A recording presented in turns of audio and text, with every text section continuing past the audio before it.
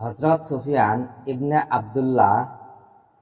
ইবনে আব্দুল্লাহ সাকাফি রাদিয়াল্লাহু বলেন, আমি আরজ করলাম, এ রাসূলুল্লাহ, আমাকে ইসলামের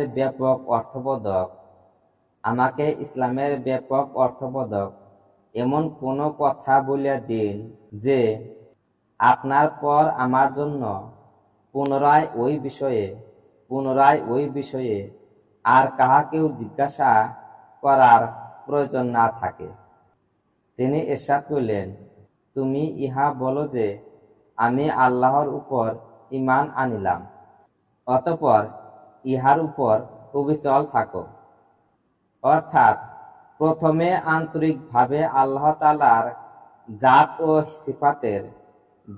ও সিফাতের উপর ঈমান আনয়ন করো, অতঃপর আল্লাহ তাআলা ও তাহার রাসূল সাল্লাল্লাহু আলাইহি সাল্লামের হুকুমসমূহের উপর আমল করো।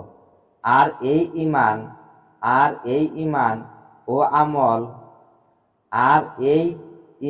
ও আমল যেন সাময়িক